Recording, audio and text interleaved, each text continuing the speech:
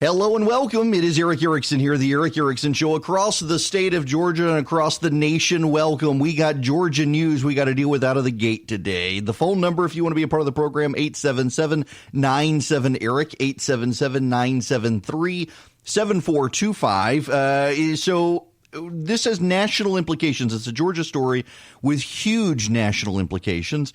Congressman Doug Collins is expected to announce he's running for the Senate against Kelly Loeffler today. Before you cheer on this, we need to have a conversation about this. I think he's making a big mistake here. And I like Congressman Collins tremendously. He's a fine guy. I'm not going to be critical of him. I know he would like to get in the Senate. He's not happy being in the minority in the House. He does think he will be more supportive of the president than Kelly Loeffler long term, and maybe he will. She has not done a great job of defining herself yet. She's still an unknown. She's got some campaign fundamentals that need to be worked on. But here's the problem. According to the law in Georgia, when a vacancy opens and the governor appoints someone to fill that role for the U.S. Senate, there's what's called a jungle primary or jungle ballot. That is, all the Republicans and all the Democrats pile onto the ballot together. The governor picked Kelly Loeffler for a number of reasons. Kelly Loeffler is a self-made woman, a careerist. She is a billionaire in her own right and then married a billionaire. She owns an WNBA team. She owns the New York Stock Exchange with her husband. She has a background in cryptocurrency. She grew up on a farm. She's a self-made person. And the governor wants to expand the Republican base in Georgia at a time demography in Georgia is changing. She's unquestionably a conservative. She has raised money for the Republicans here in Georgia a number of years. She backed Mitt Romney. She backed Donald Trump. Loeffler is fundamentally a conservative, though not a conservative activist. And she's got money she can spend to help keep the state Republican. She has cash on hand for her campaign now, a sum equivalent to all the money raised by Governor Kemp to run in 2018. Loeffler has on hand now $22 million. She gave herself $20 million. She's got $2 additional million. She's got $22 million. Governor Kemp raised $22 million to run his race.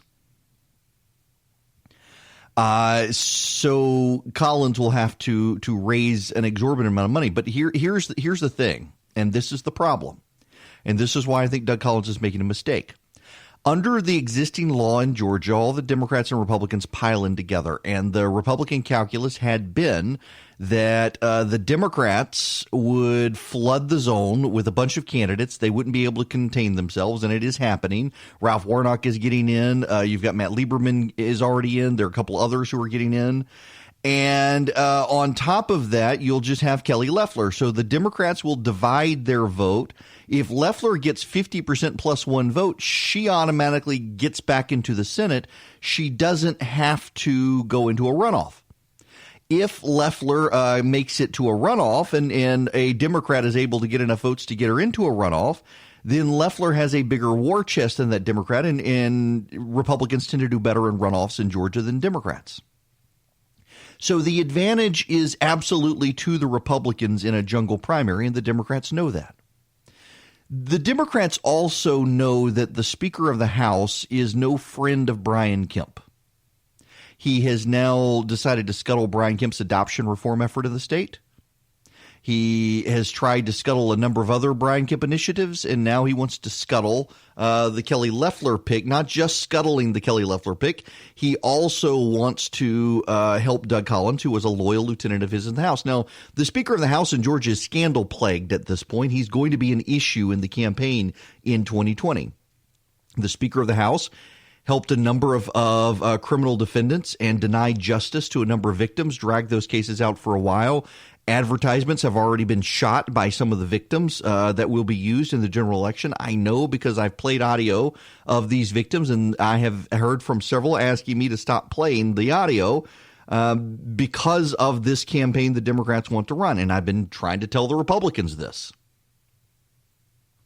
So along comes Doug Collins, who wants to run for the Senate, who lobbies aggressively for the Senate pick. And by the way, one of the reasons that Doug Collins did not get picked by Governor Kemp, there were two main reasons. One, the governor's office felt like they needed someone who could raise a massive amount of money and self-fund, and that would be Loeffler, not Collins. And two, they needed someone who could expand the base, and that was Kelly Loeffler in the suburbs, not Doug Collins, who could bring out the Republican base, but could he add to the base? Could he expand the party? And their calculus was that she would have an easier time than him. But there's a third reason as well. The third reason is they did not want to set a precedent for bullying the governor to get picks. And the governor's office felt like there was a bullying campaign by Trump supporters and others to make it Doug Collins, and it would make the governor look weak. And it would make him look like a Trump lackey if he went that way, when the governor has worked very hard over the last year and a half to show himself to be his own man. And that has worked for him. He is at above 50% in every poll out there on his popularity. The governor is hugely popular right now. A lot of the people who voted against him in 2016 or 2018 are saying they'll vote for him in 2022 because he's proven to be a conservative, but also his own man. And that matters. The diehard Trump supporters, however, don't like that. The diehard Trump supporters want him to express fealty to the president, and they're mad at him over the Doug Collins thing. So here's the state of play now. The Democrats in Georgia do not want a jungle primary. The Democrats in Georgia want to rewrite the rules and change the way the election will be conducted, even though we're already into the process. The process has begun. The process began the moment Kelly Loeffler was sworn in. And the Democrats don't like that process, so they want to change the rules. And they are working with the Speaker of the House, David Ralston, to change the rules. Yes, David Ralston, the Republican Speaker of the House, is working with Democrats in the State House to undermine Governor Kemp. There is no other way to put it. He is undermining Governor Kemp in this effort, and you need to understand that's what's happening. He's working with Democrats. The Secretary of State asked everyone to change the date of qualification for this jungle primary. The reason the Secretary of State wanted to change the date for qualification is because he's worried about being able, if there are a bunch of people on the ballot, he's worried about being able to get ballots printed and sent to soldiers, sailors, and airmen abroad and Marines, and have our armed forces abroad be able to vote in November. And so he asked for the time for qualifications to be brought back when everybody else is qualifying. The Democrats have seized on this request from Brad Raffensperger to get the Speaker of the House to go along with setting up a primary. Now, again, the Republicans were banking on there being a jungle primary. You would have all the Democrats piled on the ballot with Kelly Loeffler. The Democrats would split their vote up. Kelly Loeffler would win without a runoff. It would save taxpayer dollars. It would ensure her reelection or her election. It would be good for the Republicans in the state. It would be one less race on which they need to spend a bunch of money when they're trying to keep the House and the Senate. Well, the Democrats are working with the Speaker to create a primary process, which is a fundamental change of the rules while the game is already being played. They want to have the Speaker as a Doug Collins friend and wants Doug Collins to run against Kelly Loeffler. He wants to beat the governor and he wants to beat Kelly Loeffler. He also wants to beat conservatives. You need to understand this. It is somewhat interesting here that Collins is perceived as being more conservative than Loeffler, and yet the Speaker wants to use Collins to beat the conservatives. Why? Because conservatives in Georgia are showing a good bit of loyalty to Brian Kemp, and the Speaker, therefore, is upset with conservatives showing loyalty to Brian Kemp, and he thinks they need to be humbled. And one way to humble them is to divide them from the governor and try to force a split on the conservative side between Loeffler supporters and Collins supporters. The Speaker has managed to maintain his position for so long by dividing conservatives and believes that a primary would divide the conservatives and keep them fractured and keep him in power so that no one would be able to unite against the Speaker. So creating a primary helps the Democrats and helps the Speaker divide the conservative base. It hurts Loeffler and it hurts the Republicans. Now, the reason it hurts Loeffler, obviously, is because she'll have to go into a primary. Undisputedly, Doug Collins is a hero to a lot of people in the impeachment trial and the like. He's a personally great guy. He's a good man. He's a good congressman. He is a conservative. And Loeffler will have to run in that race with him in that primary. But what it also does is it gives the Democrats an advantage to be able to consolidate behind one person. See, if you remember, you've got David Perdue on the ballot in November as well. And with Perdue on the ballot in November and Loeffler on the ballot in November, the Democrats are going to have a bunch of candidates because while Perdue's race would go through a primary and it'll be between Sarah Riggs-Amico, Teresa Tomlinson, Jon Ossoff, there will only be one Democrat to focus on. But in the Loeffler race, there could be 5 Democrats to focus on, and it will prevent even the Democrat running against Perdue from getting the message out. And so by consolidating a primary and making a primary for Loeffler as well as Perdue, it allows the Democrats to consolidate behind 2 candidates, one for Perdue and one for Loeffler. So the Democrats will be better able to focus their message. Doug Collins doing what he's doing with the Speaker and the Democrats fundamentally changes the rules of the election as the campaign's already begun. And it hands a huge advantage to the Democrats by allowing the Democrats to rapidly consolidate behind one person for Perdue and one person for Loeffler, instead of having a million candidates running and no unified message. But there's another thing it does as well that hurts the Republican Party, in addition to fracturing. And let's be clear here. The Speaker of the House understands this. The Speaker of the House in Georgia understands this is going to fracture conservatives, not just at the state level, but at the national level as well. There will be a lot of conservatives who want to rush in and help Doug Collins at the national level. They will. And they'll be right to. Doug's been loyal to them. They'll be loyal to Doug. But there will be a lot of people who come in and they want to help Governor Kemp as well, because Governor Kemp has earned a lot of friends. And you'll have the pro-life movement now split, because a lot of the pro-life groups in D.C. that were skeptical of Loeffler, she's won them over now. And so they'll be split on the race. So what will happen is you'll have a bunch of divided resources pouring into the state, and you'll have a bunch of Republicans spending money in Georgia on a Senate seat when, oh, by the way, look over here, the General Assembly is in danger of going to the Democrats. Collins getting in means for every new dollar that goes into that race, there's one less dollar going to protect the General Assembly, and redistricting is coming. Collins getting in increases the odds of the Democrats taking back the state house because of all the resources that will pour into the Senate race that would otherwise go to protecting the House and the Senate. This isn't a good thing for the GOP in Georgia. This divides the GOP in Georgia at the very moment it needs unity. I don't know if you guys are paying attention to this, but the state Republican Party does not have a lot of money in the bank. And Loeffler was going to be able to help fund the state party and get the state party back on its feet. And now she's not going to be able to do that because she's got to protect her seat. I don't fault Doug Collins for wanting the seat. Again, he's now in the minority in the House. He's not in the majority. He's not a committee chairman. The House is not going to go back to the Republicans in 2020. He would like to go to the Senate. He doesn't want Nancy Pelosi as Speaker. And I get that. I fundamentally get that. But I also get and understand that by him doing it this way, by working with the Democrats, by working with the Speaker and the Democrats to do this, he's making it harder for the GOP to consolidate in Georgia. He's making it harder for conservatives to unite in Georgia. He's making it harder to hold on to the state House in Georgia. He's making it harder to hold on to the state Senate in Georgia. He's making it harder for the GOP to rally in Georgia. He's making it easier for the Democrats to unite behind one candidate. He's making it easier for the Democrats to consolidate their message. He's making it easier for the Democrats to find core talking points. He's making it easier for the Democrats to get to November. He's making it easier for the Democrats and harder for the Republicans. And again, I like Doug, but this is a mistake. This is a mistake. I understand that he wants it. And I understand he's popular, and I like the guy too.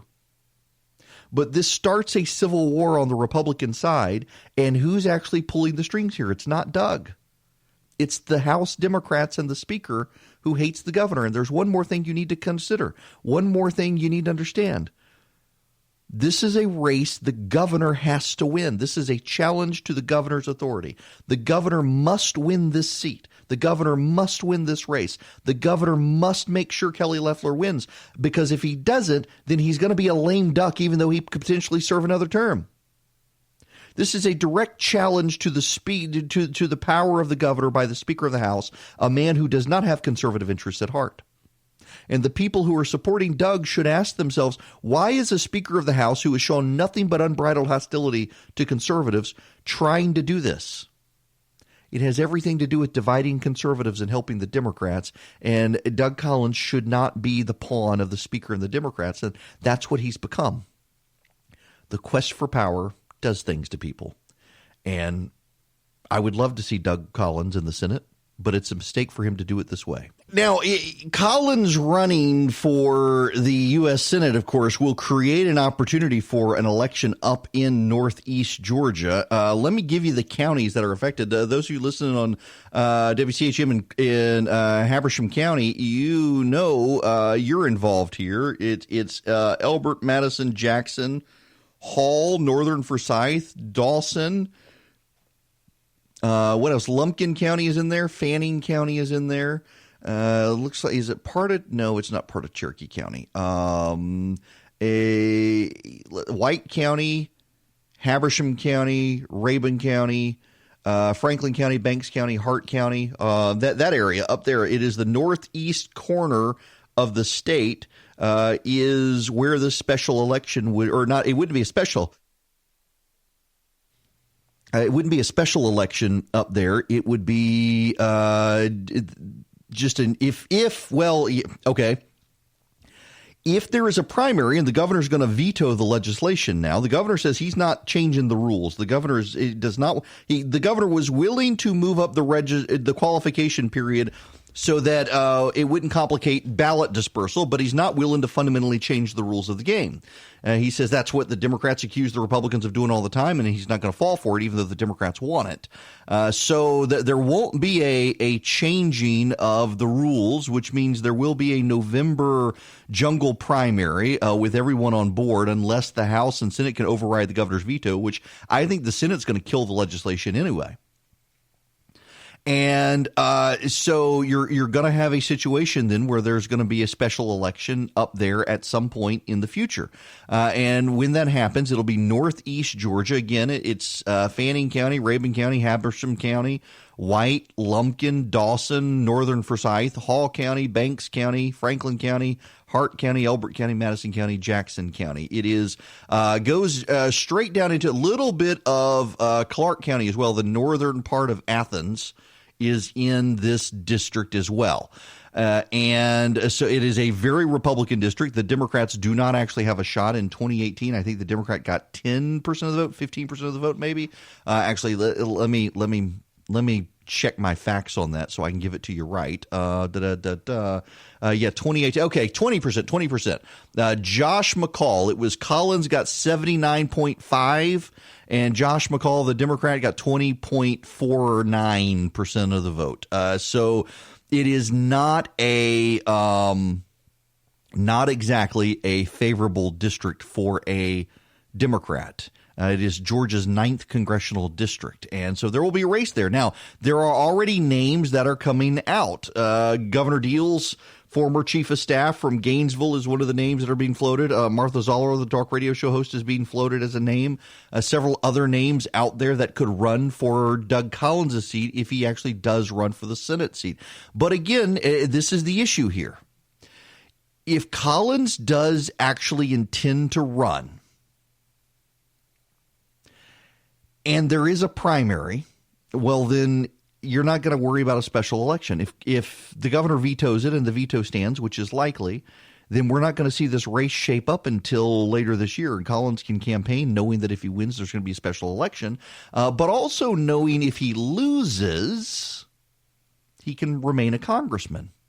And to some degree, that actually benefits him there as well. He could remain a congressman, run for the Senate, and go from there. And unless there is a provision on the ballot There is a provision in Georgia law that might affect him there. If you're running for an office and the term of that office is different from your office, you may have to step aside. I'm not sure that would impact him, though, given the alignment of the terms. But anyway, this is going to be a huge fight in Georgia. The Speaker of the House siding with the Democrats to change the rules to go after Brian Kemp and Kelly Loeffler, and that's going to have some major blowback in the state and national repercussions as money's consumed here in Georgia that could go to other big races across the country. It is Eric Erickson here. Welcome back. The phone lines are open if you want to call in. If you want to weigh in on the Doug Collins, Kelly Loeffler thing, feel free to. The phone number is 877-97-ERIC. 877-973-7425. Do know Beverly in Rome, she listens to WRGA up in Rome, emailed and asked, we're in this Action Army thing. Is there something we can do? Yes. I will do an action alert so that you can reach out to your House member and tell your House member not to side with the House Democrats on changing the rules in the middle of the game. It only helps the Democrats here. It doesn't actually help the Republicans. If you want to take part in that, I will send it out here in a little while. I haven't got it set up. I will in a little bit, and I'll text you the link to use. Text the word Army to 33777. Text the word Army to 33777. And later on, I will send you back a text this afternoon or just maybe during the show if I can get it set up during a commercial break. And you'll be able to text your member of the House of Representatives here in Georgia and tell them, don't help the Democrats change the rules in the middle of the game. You know, and I don't want to dwell on this issue, though. I will take your phone call if you got something to say on this, but I do find it a little bit preposterous that for 2 years now, the Democrats have been accusing Republicans of changing the rules in the middle of the game. And now what do the Republicans want to do? They want to change the rules in the middle of the game. That's crazy. And I don't think the Republicans need to be collaborating with the Democrats on this issue. I think that's bad form. I think that it is going to hurt the Republicans badly. And I think it is going to undermine the Republicans' ability to unite in November. Now, I will tell you this, and I thought this is very interesting. Billy Kirkland has moved from the White House, where he's worked with the vice president, he's worked with the president's team, and he's now going to run Kelly Loeffler's campaign team. Billy Kirkland ran David Perdue's campaign. So the guy who ran David Perdue's campaign against Jack Kingston and Karen Handel in particular, those two, that guy is now going to run Kelly Loeffler's campaign. Here's my thinking and my suspicion based on the conversations I've had with people. I think that we're going to see that some of Casey Cagle and Nathan Deal's team runs Doug Collins' seat. Now, for those of you not in Georgia, you don't need to get in the weeds here, and I don't mean to be so in the weeds with everybody here, but it is worth understanding the political dynamics here. North Georgia, and I don't mean this disparagingly to those of you in North Georgia, but there is a belief among some in the Republican Party that they call it the Gainesville Mafia. Now, it's not really a mafia or anything like that. It's just there are Republican power players in Northeast Georgia out of Hall County that have a lot of money and have helped Casey Cagle and Nathan Deal for a number of years. And they also helped Doug Collins. And they've also helped the Speaker of the House, David Ralston. And Brian Kemp's election is an affront to their power. Brian Kemp did not get elected on the fortunes of the power players in that area. He got elected with his own base of power, a lot of it south of I-20. Now, he ultimately wound up winning those counties against Casey Cagle, which revealed that the power brokers did not have as much power with the base as they thought. And it was an eye-opening experience as much for everyone else as it was for them, that their power was not as much as they thought it was when they had control and sway with the governor, with the speaker, with lieutenant governor. And now what do we have? We have a lieutenant governor from Forsyth County. We've got a governor from Clark County. The Hall County power base, that area up there has largely been in decline, and they would very much like to get it back. And having a senator would be useful. It would also be a way to get back at Governor Kemp. Governor Kemp is blamed by some of these people for marginalizing them, for alienating them, and for taking away their power, and they would like their power back. I know I don't mean to point my finger at Hall County. I don't want to upset my listeners in Hall County, where I have a lot. But you do need to understand that this is kind of a core base of support there for these folks, and they don't like that the governor is not one of them. He's from the outside. They all backed Casey Cagle here in Georgia.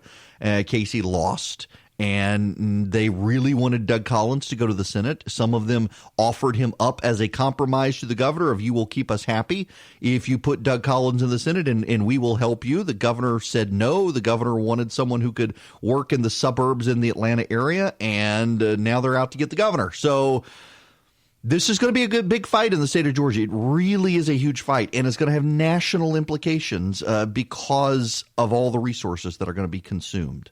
And then there's the huge speaker fight versus the governor. I'm telling you, the gloves are going to have to come off on this. The Speaker of the House here in Georgia wants to stop the governor's reforms on adoption. He wants to stop the governor's support of religious liberty. He wants to undermine faith-based adoption agencies. And now he wants to work with the Democrats to change the rules on elections in Georgia to help the Democrats. The governor is not going to be able to stand for this. The governor is going to have to fight back. This is a challenge to his power, and it's going to be interesting to see. Now, I want to move on because I got to tell you, there's a video clip circulating from CNN, from Don Lemon's show, and it happened the other day, and it didn't get a lot of attention when it happened, and now it's starting to get a lot of attention. And it's getting attention because my buddy Steve Krakauer actually saw it and flagged it, and a lot of conservatives pay attention to Steve, and it really is – it's incredible, and it now has 4.5 million views, which is way more than it had at CNN. And I want you to listen to this and think to yourself, wow, I can't believe this didn't get traction when it happened live. And what you're going to find is that CNN, which obsesses over Fox News doing stuff like this, is becoming exactly like Fox, except on the left. And obviously it's false. And look, he also knows deep in his heart that Donald Trump couldn't find Ukraine on a map if you had the letter U and a picture of an actual physical crane next to it. He knows that this is, an administration defined by ignorance of the world. And so that's Don partly Lemon him snorting playing and to their laughing. base and playing to their audience, the credulous boomer Rube demo that backs Donald Trump, that wants to think that Donald Trump's the smart one, and y'all elitists are dumb. You elitists with your geography and your maps and your spelling, even though my your math and your reading. Yeah, your reading, your geography, knowing other countries, sipping your latte. All those lines on the map. Only them elitists know where Ukraine is. Sorry, I apologize. But by the way, oh my God! But you know what? But it was Rick's fault. I blame Rick. But in all honesty, blame what Rick. NPR should Why do? not? Sorry, hold on. Wait. Can I tell give you me a second. Hold on. Sorry. That was good. Sorry, Rick. That was a good one. I needed that. That was Don Lemon with Rick Wilson, and the other guy is in the New York Times. The other guy is the guy who, when there were protesters outside Mitch McConnell's house threatening to go in and slit his throat, he was tweeting, "Massacre Mitch, massacre Mitch." And now he's upset that conservatives are mad at him for this.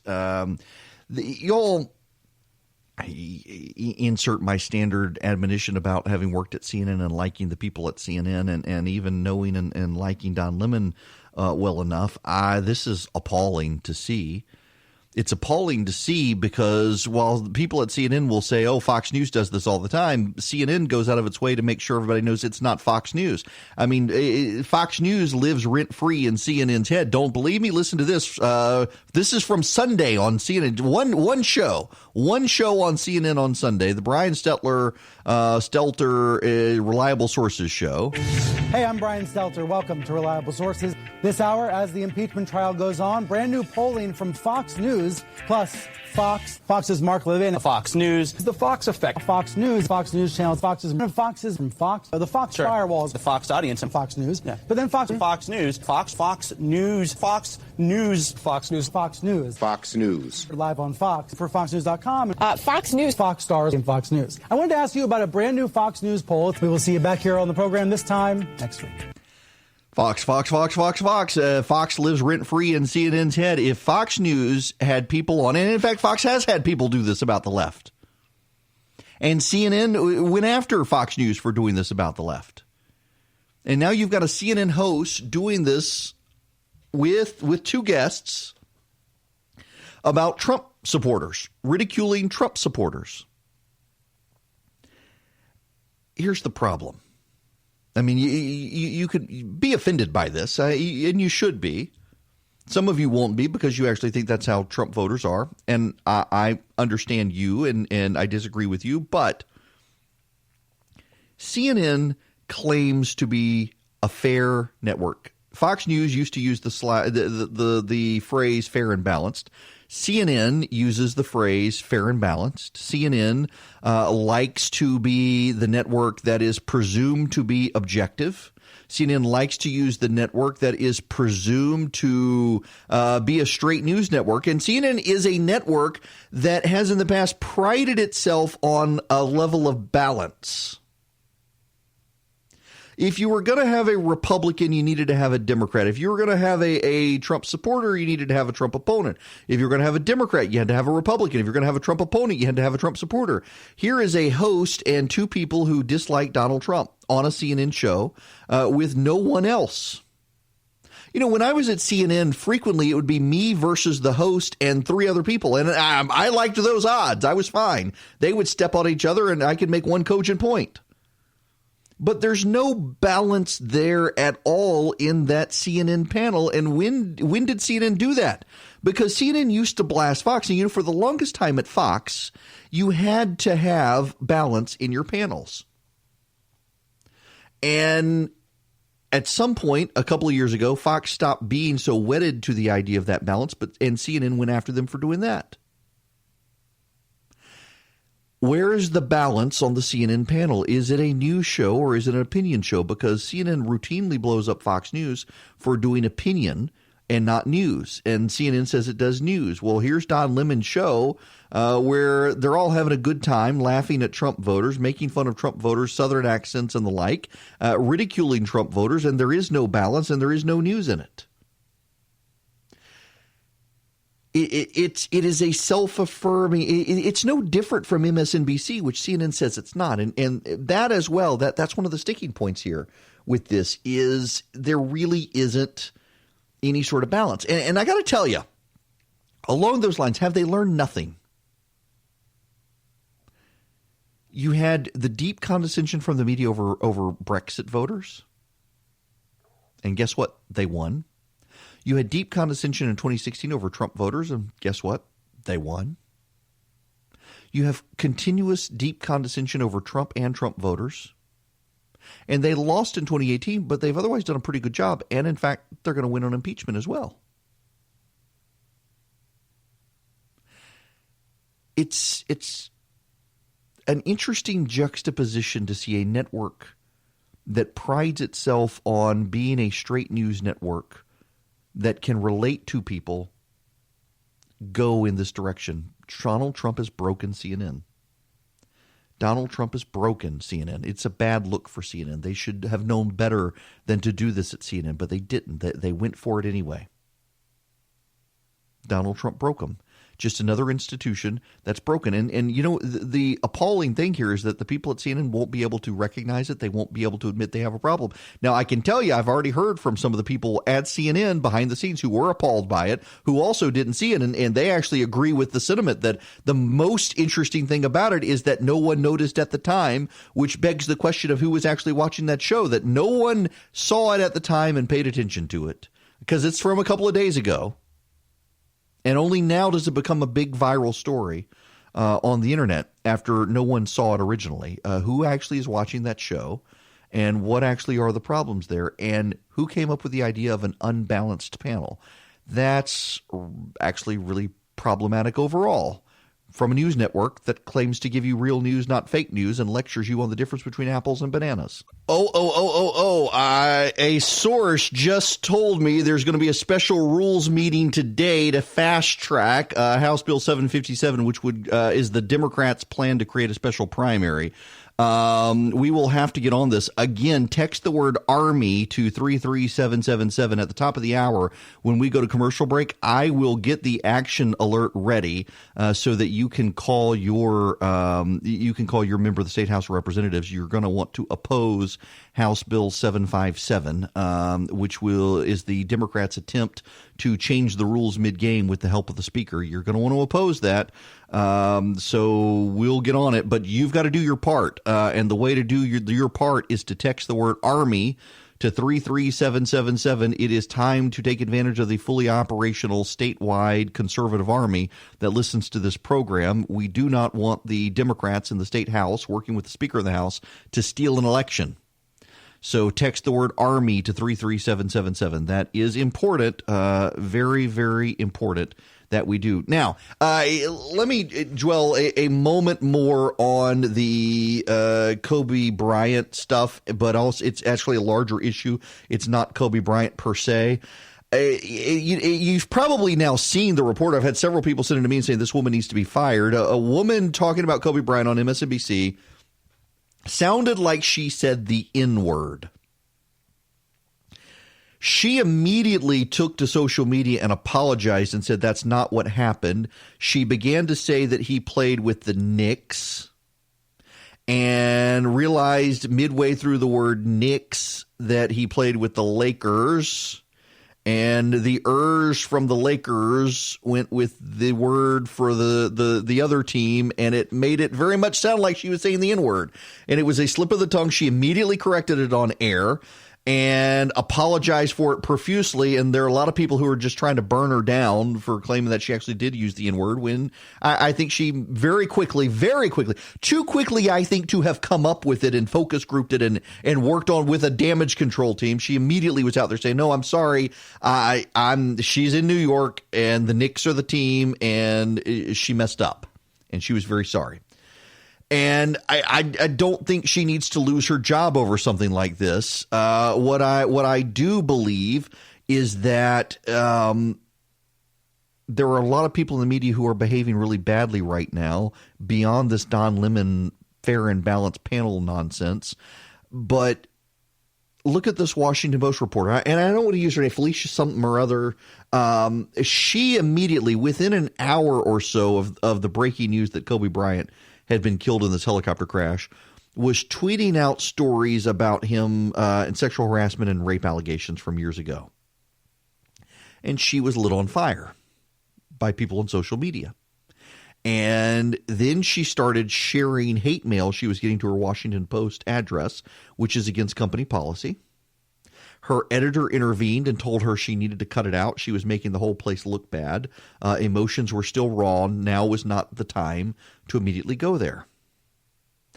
So what did she do? Well, they wound up suspending her. And what did she wind up doing? She wound up airing her grievances against the Washington Post. And young millennial reporters are rushing to defend her. Oh, you can't suspend her. How dare you suspend her?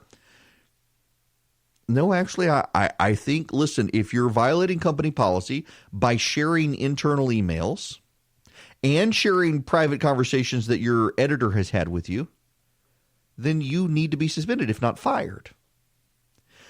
Couple that with the NPR reporter. Listen, I don't know the details on all of it. Mike Pompeo says he had a meeting, an interview with an NPR reporter. It became hostile.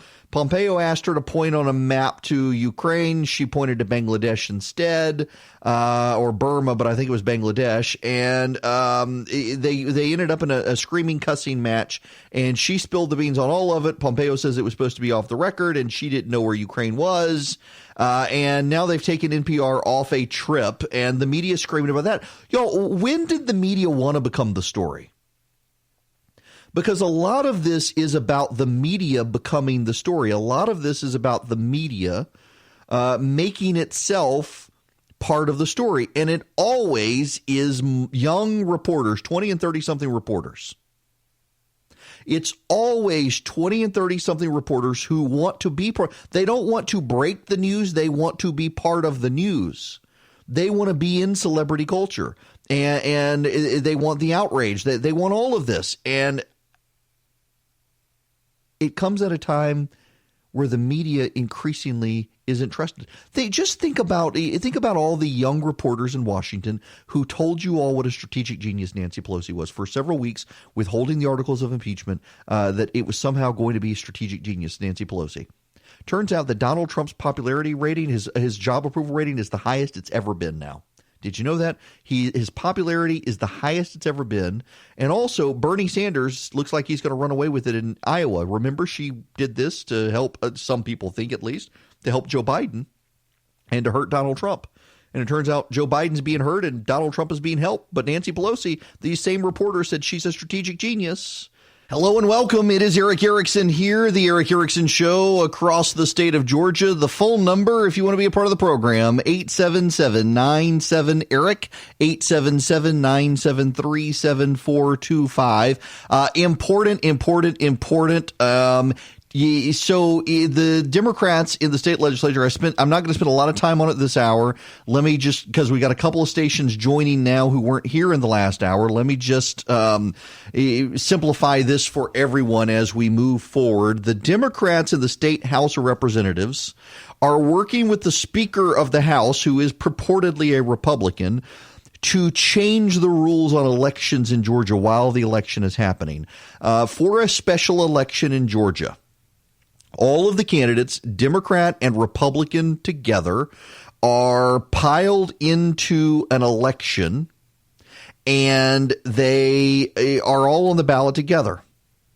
And the Republican has an advantage because the Democrats, you've got just Kelly Loeffler, and the Democrats have 5 or 6 people running. So the Democrats spread their votes out. Loeffler has the ability to get 50 plus 1 vote and not even have a runoff. The Democrats want to consolidate and want to have a primary for this race.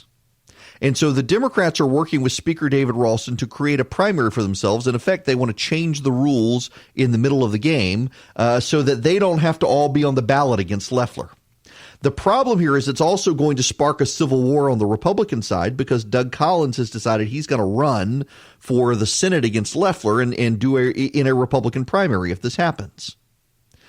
And that's bad because it will consume massive amounts of resources and divide the Republican Party. And by the way, the Speaker wants the Republican Party divided because there's a growing effort to oust the Speaker. And as long as the conservatives in particular, are divided, then the Speaker gets to cling to power. So this is all about self-preservation on the Speaker's part and also helping the Democrats because the Speaker knows ultimately he's going to wind up needing Democrat help. You need to stop this. It is inappropriate to change the rules of the election in the middle of the game. And that's what the Democrats are trying to do to give themselves an advantage. Can you imagine in November, you've got David Perdue versus 1 Democrat and Kelly Loeffler versus a dozen Democrats. It makes it very hard for any one Democrat to gain traction. It makes it very hard for any one Democrat to get attention. And it makes it very hard for any one Democrat to consolidate the vote. That gives an advantage to both David Perdue and Kelly Loeffler. And the advantage it gives to David Perdue and Kelly Loeffler is that they will have singular messages. And both David Perdue's opponent and the million Democrats running against Kelly Loeffler will be fighting for attention on the left to get their message out. if the Speaker of the House and the Democrats in the state House are successful, it makes it vastly easier for the Democrats to rally around one candidate for each race. It makes it vastly easier for each of those candidates to get attention. And it makes it vastly easier for the Democrats to coordinate a common message. It gives an advantage to the Democrats they haven't earned. They're trying to change the election while the election is happening, and that is wrong. And the Speaker of the House is doing it because the Speaker realizes it is to his advantage to divide the GOP. So I need you to do something. I need you to text ARMY to 33777. Text the word ARMY to 33777. And what I'm going to do in a few minutes is I'm going to send you back a link. And when you click the link, it'll ask you for your address, and it will generate an email, and if you have Twitter, a tweet to your state representative saying, kill House Bill 757. Do not allow the Democrats to change the rules in the middle of the game. House Bill 757, it comes up for a vote this afternoon. You got to mobilize now. You got to do it now. They need to see these emails. They'll take a lunch break at noon, and this afternoon they're going to have the special meeting. They're rushing it. The Speaker is trying to do it before you guys pay attention. I now have a statewide radio program. You can hear me all the way down 75 from Chattanooga to Lakeland, Florida. You can hear me all the way down 16 from Macon all the way down to Savannah now. You can hear me all over the state of Georgia. We have never done this before on this program. It is now time for conservatives to mobilize and stop the Democrats in Georgia from trying to steal the election. So call your friends, tell them to do the same thing. Build this conservative army list. We will take action, and we will make sure the entire House of Representatives hears from us today. But you've got to text the word ARMY right now to 33777. Text the ARMY. Yeah, the number to text is 33777, and the word to text is ARMY. You do that, and I will text you back in just a little bit. I'm not going to do it immediately because I'm talking right now, and my producer would get very mad at me if I stopped to send you a text message. But I will send you a text message here in a little bit with a link. You'll click the link, put in your address, and you'll get an email generated and a tweet, if you have Twitter, generated to your state representative saying, kill House Bill 757. I may even turn on the telephone option, and so if you push the telephone button, you'll immediately be connected to your state representative, so you can yell at him on the phone for letting the Speaker steal the election for the Democrats. Now, this is a larger issue. Let me move away from the actual Doug Collins, Kelly Loeffler situation to the Speaker of the House. The Speaker of the House wants to exert his power. And he's doing a couple of things here in Georgia. One is he's killing adoption reform in the state. Any of you who have adopted children understand that the costs of adoption in Georgia have gone up astronomically. International adoption costs have gone up even more. The governor wants to make it easier for you to adopt and wants to make it easier to get kids out of foster care into loving families. One of the ways the governor's doing this is he's lowering the age from you've got to be 25 if you want to adopt right now. He wants to lower it to 21, and that will expand the pool of people who can adopt. The governor wants to raise the tax credit from $2,000 to $6,000 to make it $4,000 more affordable for you to adopt. With the federal tax credit, that's pretty significant. And the state income tax credit, it will make it way more cost effective for people in Georgia to adopt. The governor also wants to create a commission that will study adoption in the state and try to find more ways to make it more cost effective, make it more efficient for adoptions in the state of Georgia. Now, this is necessary because we've done a hodgepodge approach to adoptions. A couple of years ago, there was an adoption measure that came out when Nathan Deal was governor that expanded some areas of efficiency in the state, but they've done everything very piecemeal in the state. And the reason they've done everything piecemeal in the state is because no one has ever sat down and taken a comprehensive look at adoptions in the state of Georgia. No one's ever sat down and taken a comprehensive look at all of the laws that are impacted. Because you got to think about it. Tax laws implicated, health laws impacted, family laws impacted, and contract laws implicated. All sorts of laws are implicated.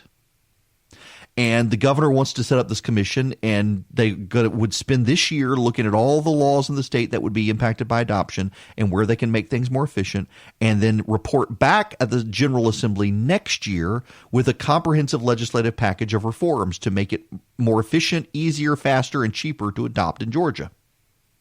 The Speaker of the House has decided to kill all of this. The reason the Speaker has decided to kill all of this is he is deeply, deeply afraid that Christian adoption agencies may get some legal protections other states have given them. The Speaker of the House is very sympathetic to the LGBTQIAAATP, whatever, alphabet gang lobby in the state. And that group is deeply opposed to faith-based adoption agencies operating in the state using their faith-based parameters. So, for example, a Christian adoption agency will only adopt to heterosexual married couple, and the alphabet gang believes this is discriminatory. Now, in fairness to the alphabet gang, yes, it is a Christian adoption agency saying we're only going to allow Christians to adopt to a heterosexual married couple. Yep, that's true. That discriminates against a gay couple. That's true. So, what's the priority here? Is it affirming gay rights, or is it helping people adopt kids? Because there are several hundred adoption agencies in the state of Georgia that a gay couple can go to adopt. Why should they shut down the Christian or the Muslim or the Jewish adoption agency that won't adopt to them?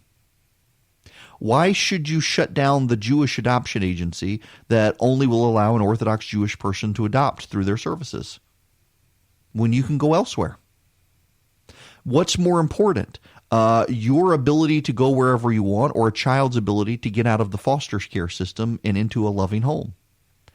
I would argue that it is way more important that we have as many adoption agencies as possible, even those who don't want to adopt outside their criteria for religion, than it is to affirm the alphabet gang at this time. We got a lot of kids in foster care, and they need access. And around the country, Christian adoption agencies, particularly Catholic charities, are being attacked by the left because Catholic adoption agencies will not adopt to single people and will not adopt to anyone who's not married in a Christian family. And the Catholic charities believe they're there to serve the Lord. They believe that marriage is between a man and a woman, and they believe that the best stable place to raise a child is in a two-parent heterosexual nuclear household. That is Christian. And in New England, Catholic charitable adoption agencies have virtually been wiped out because of this, because the gay rights community has decided it is more important to affirm gay rights values than to have as many available avenues for adoption as possible. And as Catholic charities have shut down, new adoption agencies haven't started. It's just expanded the number of people going to a smaller number of adoption agencies. In Georgia, the fight is beginning to happen. There are municipalities in Georgia that are beginning to question whether or not they should give business licenses to faith-based adoption agencies. In progressive cities in Georgia, and there are some, they want to shut down faith-based adoption agencies unless those faith-based adoption agencies surrender their faith-based values. And the alphabet gang wants this done because they believe that their values are more important than the availability of adoption for kids. And the Speaker of the House has sided with them, and as a result has decided to scuttle all of the governor's adoption reforms because of the potential. It's not even a certainty, but the potential that faith-based adoption agencies may get protections under the law. And now, in addition to scuttling adoption reform in the state, the Speaker of the House of Representatives has decided to join with with Democratic activists on this and change the rules of the election. The Speaker of the House wants to show the governor that he's in charge. But more importantly, the Speaker of the House needs to divide conservatives. The Speaker of the House is involved in a scandal involving defending criminal defendants and protecting them from ever having to go to court. It is going to become a campaign issue unless the Speaker of the House can get in the good graces of the Democrats. And he gets in the good graces of the Democrats by helping the Democrats change their election. He gets in the good graces of the Democrats by giving them the opportunity for a primary where they would not have one. As we head to November with the special election for Kelly Loeffler, the Democrats look like they're going to have 5 candidates on the ballot against one Republican named Kelly Loeffler. What the Democrats want to do is they want to stack the deck in favor of a single Democrat. The only way to stack the deck in favor of a single Democrat is to create a primary where there is no primary. There has never been a primary for a special election in Georgia. And the Democrats now want one just for this race. They just want it for this race. And the Speaker of the House is willing to give it to him. The Speaker of the House is willing to rewrite the laws in the state of Georgia to benefit the Democrats. Why would the Speaker of the House, a Republican, do this? Because there are a growing number of House members on the Republican side who are ready to get rid of the Speaker because of his scandal. And the Speaker needs to keep conservatives divided. And so if he can create a primary that causes Doug Collins to get in and challenge Kelly Loeffler, you're going to have a split among conservative groups in the state. You're going to have a split among conservative activists in the state. You're going to have a split among conservative voters in the state. You're going to have a split among conservative money in the state. And that will all distract them from the Speaker. It is to the Speaker's advantage to help the Democrats. The Democrats want to change the rules in the state of Georgia. They are going to rush a meeting through this afternoon to try to make it happen. You all need to take action to stop the Democrats and the Speaker and protect the Republicans, the governor, and conservatives in the state. I will make it very easy for you. But to make it easy for you, you've got to pick up your phone right now and text the word Army to 33777, and I will send you a text link back to the Action Center so you can tell your state representative, do not let the Democrats and the Speaker steal this election. Holy moly. Welcome back. It is Eric Erickson here. So, gosh, I may go bankrupt here in the next 20 minutes. We've got about 7,007. Well, it's not about. It actually is 7,741 of you are on this action alert list now. We've had in just the last 20 minutes, we've had over 200 more people sign up for this conservative army. And so everybody at 10:45 this morning, you're going to get a text message. And it's going to be from me. It's not going to be from my cell phone number, though. You can't have my cell phone number. And you're going to be able to click the link and generate an email. If you have Twitter or tweet, you'll also be able to generate a phone call to your state representative. You'll be able to call straight to their office. You click the little phone icon and you'll hear my voice say, I'm going to connect you to your state representative, put in your zip code so I get you to the right person, and boom, away you will go to your state representative and tell them to kill House Bill 757. It is an effort to change the rules in the middle of the game, and they don't need to do it. And we got to do that this morning because they're meeting after lunch this afternoon to try to rush this through. The governor's going to veto it, by the way, but you need to put the fear of God in your state representative. Make sure your state representative knows you're a constituent, and there will be hell to pay if they try to change the rules to hurt conservatives, which is what they're going to do. And I feel bad for Doug Collins. He's caught in the middle of this. He's kind of a pawn of the Speaker and the Democrats here, which is sad. He's a smart guy. I really like the guy. I have him on this program all the time, and I'll continue to have him on. And I'm not going to say a bad word about him because he's a fine guy. But, man, he should not be going down this road. If he wants to challenge Loeffler, do it in 2022. Don't do it right now while the Democrats are in disarray in the state of Georgia. Now, I'm also, by the way, willing to take your phone calls here. I won't bite. You can call in 877-97-ERIC, 877-973-7425. We do need to get into an impeachment update, and we also need to review the state of play of the Democratic Party. But I got to go back to something I mentioned at the end of the last hour. For over a month now, we have been hearing that Nancy Pelosi is a strategic genius. She dragged out the articles of impeachment, and somehow she was a strategic genius for doing that.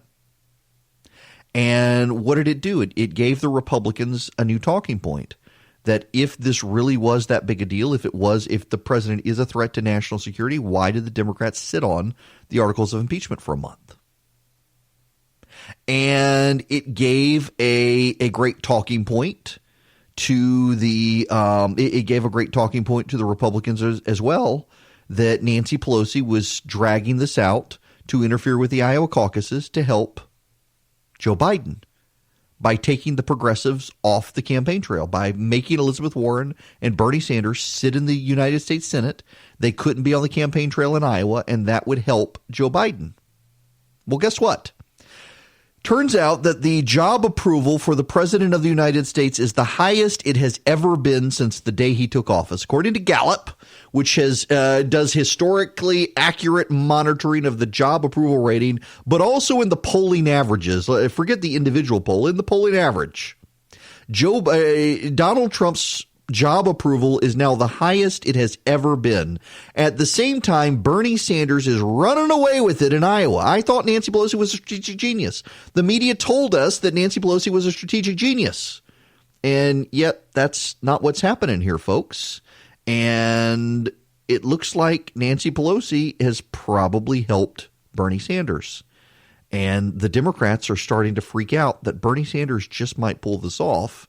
And we should examine the implications of Bernie Sanders versus Donald Trump because he has skyrocketed in the polling. And I got some thoughts I'll share. We'll take your calls as well. 877-97-ERIC. All right. One more time. Don't want to be a broken record. We got plenty of stuff to talk about. We'll take your phone calls. 877-97-ERIC. 877-973-7425. In about 10 minutes, you're going to get a text message from me. And the text message is going to encourage you to click a link, to email and call and tweet if you have it, your state representative to oppose House Bill 757.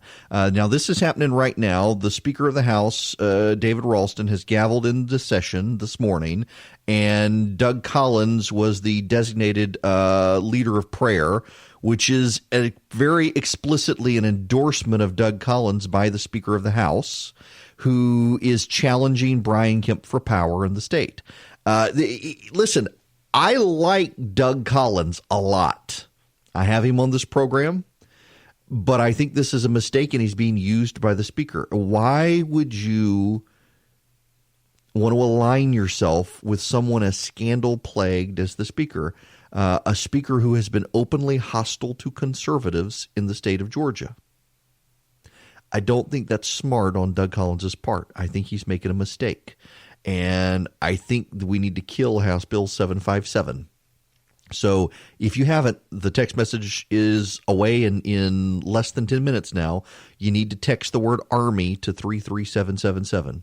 When you get the link, share it with your friends. Have them call as well. You need to kill this bill, House Bill 757 in the Georgia legislature. It is designed by House Democrats to steal the election. And you know, the most galling part about this, Bob Trammell is the leader of the Democrats in the state house, and he actually has been very open about this. He gave a huge interview to the Atlanta Journal-Constitution that they were going to work with the Speaker of the House to do this very thing. They were going to work with the Speaker of the House to undermine the governor. They were going to work with the Speaker of the House to undermine the governor's ability to unite conservatives in the state. And the Speaker went along with it, and it's appalling that Doug would go along with this when the Democrats have been very, very open about the fact they intend to do this. That's just it's a shame. It is. It really is a shame. I hate to see it happen, and yet here we are. So now, can we talk about Bernie Sanders and Donald Trump? Can we move along from state stuff? Bernie Sanders is now skyrocketing in the poll. You know what? Actually, I don't want to talk about Bernie Sanders yet. I want to wait for Bernie Sanders. I want to get the John Bolton stuff out of the way. And you need to know this, and I need to give you some full disclosure here. John Bolton and I share a literary agent, Javelin Group. In fact, I've got a book I'm rushing to surprise them with now, and they'll be my literary agent for it. Javelin Group, they represent a lot of conservatives in D.C., but not just conservatives. They represent some Democrats as well. A great group of people. Keith Urban used to be the chief of staff to Donald Rumsfeld. That's how I got to know him. He started this literary group. He's great. And Keith is adamant that this leak did not come from them, and I trust him. And Bolton is adamant this leak did not come from them, and I trust Bolton. And the publisher is adamant it did not come from them, and I don't know the publisher, but I would be willing to bet it didn't come from them. Here is why I'm willing to bet that John Bolton is not the source of the leak. Have you actually seen the leak? Do you know what's actually in the leak? Have you seen the actual words that John Bolton put on the page? You haven't. Neither have I. None of us have seen the actual leak. None of us have seen the actual text. Isn't that striking to you?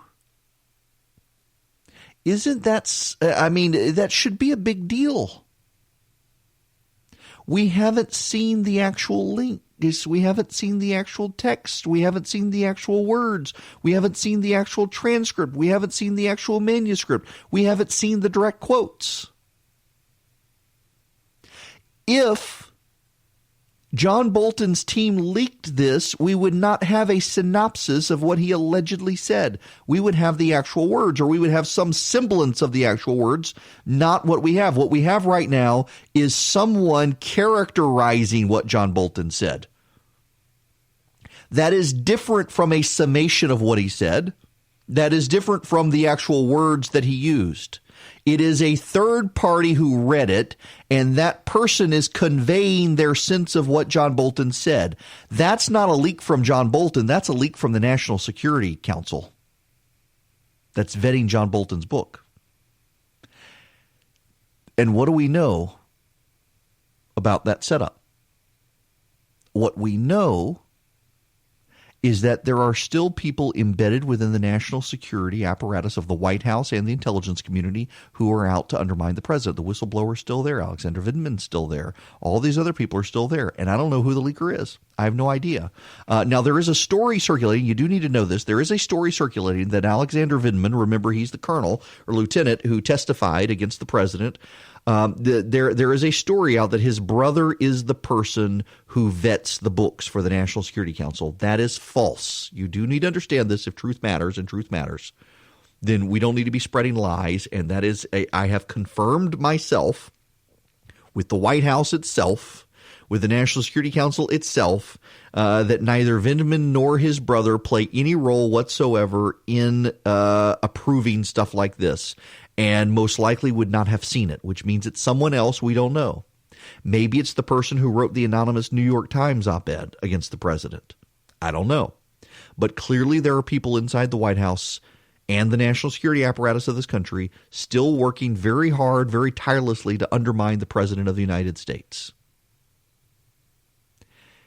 We don't need to blame John Bolton. I want to play part of this clown show from Lou Dobbs. It's offensive to me, and I want you to listen to this. An administration source telling Fox today, Yevgeny denies that he was part of the team that vetted Bolton's manuscript. Bolton's super PACs, by the way, we should point out, have more than $2 million in cash on hand.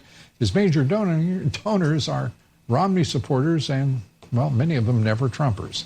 The top three donors, Robert Mercer, Richard Uihlein, Warren Stevens, spent millions supporting Romney in 2012 and opposing Trump in 2016. See how it works? You bet. Not so complicated, is it? John Bolton himself has been reduced to a tool for the radical Dems and the deep state with his allegation that the president once told him that the aid to the Ukraine was entirely dependent on whether or not Mr. Zelensky carried out investigations of his political opponents. Bolton's book agency, Javelin, has published books by disgruntled current and former government officials such as, former fired FBI Director James Comey, the anonymous Trump administration official who wrote the book A Warning, and Cliff Sims, a former White House staffer who the president said broke a non-disclosure agreement to write a book bashing the White House. Do you see the pattern here with Mr. Bolton? And Javelin partners bragged to the New York Times about their approach. Quote, "We've met with or talked to probably every major official you would know who has departed or is thinking of departing the Trump White House." Now, those are active literary agents there, by golly. Y'all, Javelin has published books by Fox News' Tucker Carlson. They've helped publish books by Trump supporters. Curious Lou Dobbs would leave all of those people out. I'm surprised he didn't add me to the list. By the way, Richard Uihlein is actually a friend of mine, Dick Uihlein, and he spent a lot of money defending the President of the United States. He spent a lot of money propping up super PACs to help the president in 2020. This is my chief frustration with the present age. The number of people whose character must be assassinated because you no longer agree with them. The number of people whose character must be assassinated after years of defending them.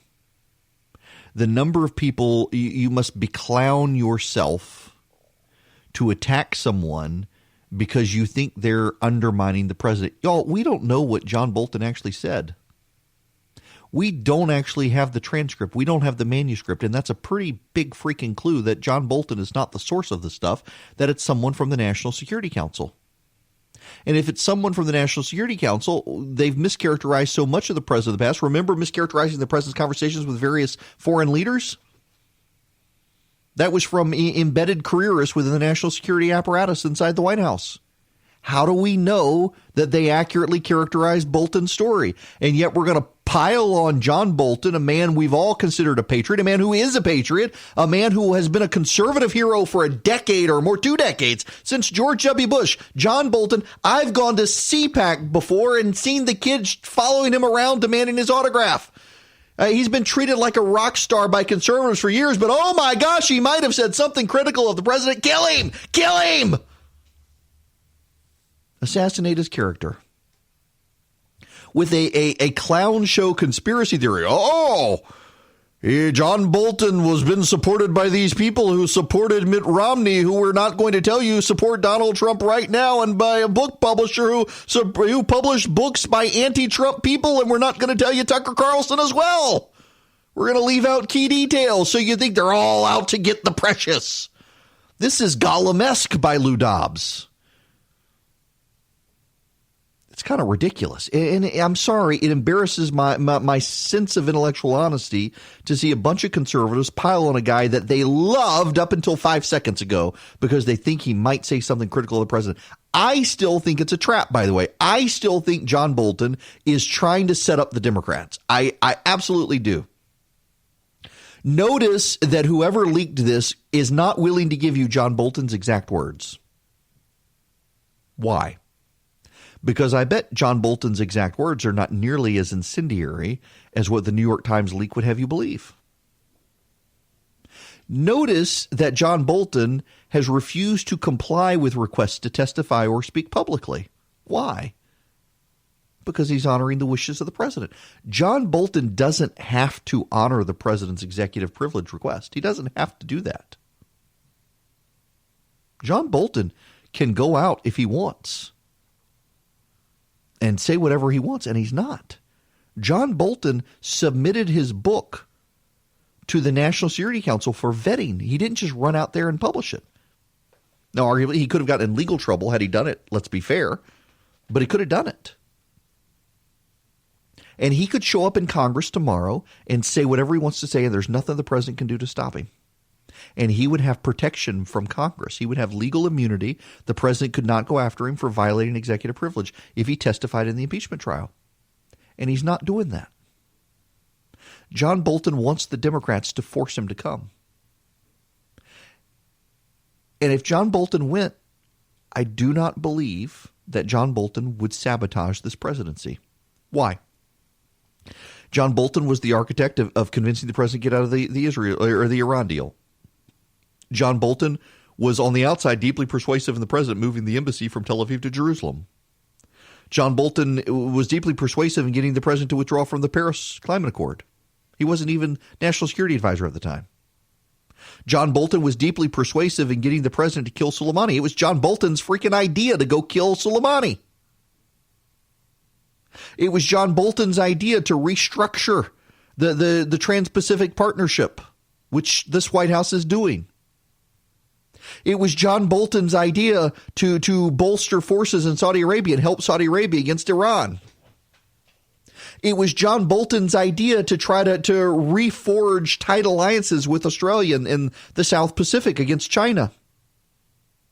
It was John Bolton's idea for the president to speak up and say something nice about the Hong Kong protesters. The only difference of opinion John Bolton has had with this White House is over Syria. That's it. Everything else, John Bolton and this president have largely seen eye to eye on, and John Bolton has got the overwhelming number of his policies implemented. And the coup de grace for John Bolton is that the president finally killed Soleimani, something that Bolton has wanted for 6 months and has openly advocated for 6 months. To think that that man is going to throw this president under the bus is like the Democrats thinking Bob Mueller was going to provide them a silver bullet to take out the president. It is resistance fan fiction. And it's striking to see these people treating John Bolton as a hero where for years they treated him like garbage because he was a conservative. He's not a neocon warmonger, contrary to labels some are throwing around. John Bolton is a loyal American patriot who served his country and puts his country's vital interests ahead of everything else. And that, my friends, is exactly why he's not going to throw this president under the bus. That, my friends, is why John Bolton wants to be the hero. John Bolton wants the Democrats to get that subpoena. He wants Mitt Romney, Susan Collins, Lisa Murkowski, and Pat Toomey and Cory Gardner to call him. He wants to be on the floor of the Senate, and he wants the president there watching on TV live as CNN and MSNBC salivate that, by God, this is the moment the Trump White House comes crashing down, and then John Bolton saves it for the president. And watches liberal heads explode, and Lou Dobbs suddenly pretends he never did that stupid monologue last night, and John Bolton is a Machiavellian hero who played everyone perfectly to save the Trump White House and the Trump legacy. I think it's a trap. I think John Bolton knows exactly what he's doing. He's way smarter than pretty much any member of Congress. He wants to be the hero, and this is a way to do it. Sabotage the Democrats' impeachment effort. Watch it happen if they call him as a witness. And by the way, I actually think this is why deep down the Democrats don't actually want him to be a witness. They just want to use his lack of testifying against the Republicans. It is Eric Erickson here. The phone number is 877-97-ERIC, 877-973-7425. Check your text messages. You should have just gotten a text message from me a few minutes ago if you're on the Army activist list. I will set it up here momentarily so you don't have to go. You can do it directly without that text message system. But we've got already 347 of you out of the 7,147 people I sent it to, 347 of you have already begun making your phone calls and emails. Yeah, this is good. Samuel and Melissa, you're the latest out there to engage in this. So thank you very much for doing that, making sure that your state representatives are heard and that they know to kill House Bill 757. James just did it, and David as well. Now, we got to move on to other stuff. I've made my case on John Bolton. True news. This is something the White House has done that is bad.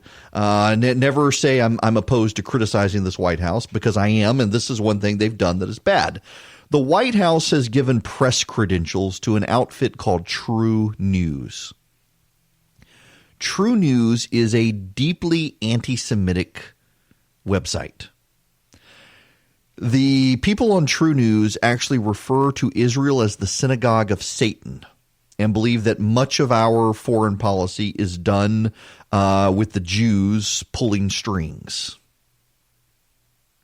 And they actually believe this. They actually believe that Israel is a synagogue of Satan. That is an actual phrase used on that network. This network also believes, or has people on air to advocate, that Queen Elizabeth II is actually a lizard person. I wish I was making that up. There is actually a lizard person. Queen Elizabeth II is a lizard person who murdered Princess Diana. That is another view that is aired on this network. It is a network of crazy people. It is a network of people who hate Jews. It is a network of people who have made preposterous theories about shootings and otherwise all being done to placate Jews or being done by Jews, and false flags and nonsense like that. And the White House gave this group press credentials. I don't know who in the White House did that, but it needs to be undone. I don't know who in the White House thought it was a good idea, but the White House needs to walk this back.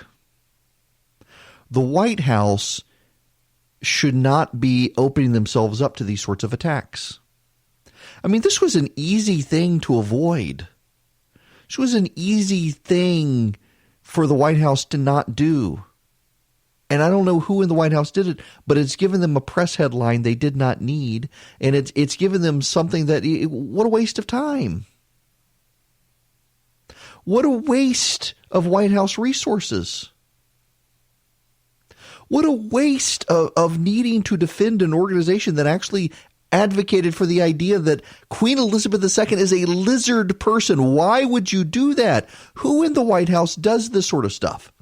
And I raise this because it is a relevant and big issue in this regard. The President of the United States of America has a White House press shop that needs to be on its A game at all time because he has so many people out to get him. And when they are distracted by nonsense like giving press credentials to an organization that believes Israel is the synagogue of Satan, I mean, and I realize you've given press credentials to groups like MSNBC and others, but still, even MSNBC has not pushed the idea that Queen Elizabeth II is a lizard person who murdered Princess Diana. This isn't good, and they need to undo this. And I'm hoping, well, I know there are people who listen, and I'm hoping that they will convey this message and tell the president he needs to do otherwise. Okay, we need to move on. We need to get out of Georgia politics, although there actually is a story I do need to spend time on. The Georgia Department of Natural Resources thought they had a whole lot of money, and they started making a whole lot of grants to organizations for wildlife and wilderness and conservation, and it turns out they didn't have the money they thought they had when they made the grants. Yeah, stick around for that.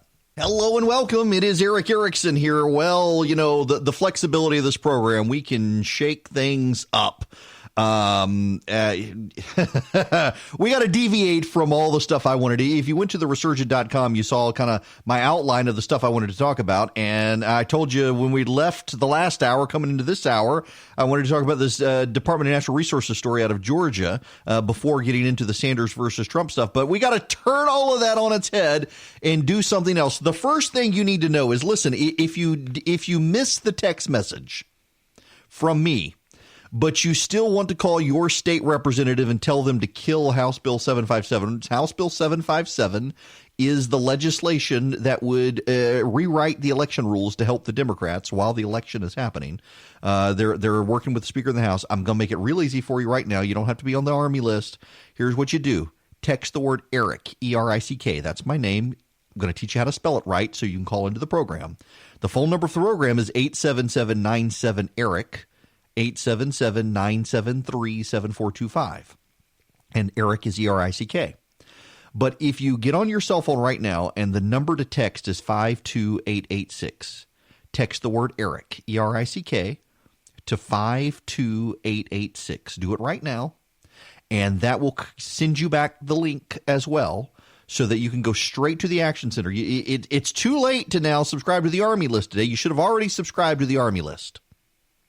Now, if you want immediate action on this issue to stop the Democrats and the Speaker of the House of Georgia from stealing the election from Brian Kemp and Kelly Loeffler, you need to text ERIC, E-R-I-C-K, to the number 52886. Do it right now. Do it right now. Do it right now. Text ERIC, E-R-I-C-K, to 52886, and you will be connected into my Action Center at the Resurgent to text your state representatives. Now, I got to shake up the show because Jon Ossoff has come out in favor of cancel culture. Little millennial that he is, Jon Ossoff believes that if you're a Trump supporter, you need to never be able to show your face again in the state of Georgia. I'm not kidding. I've got the audio right here happening right now on the Eric Erickson Show. This is Jon Ossoff. I got the video.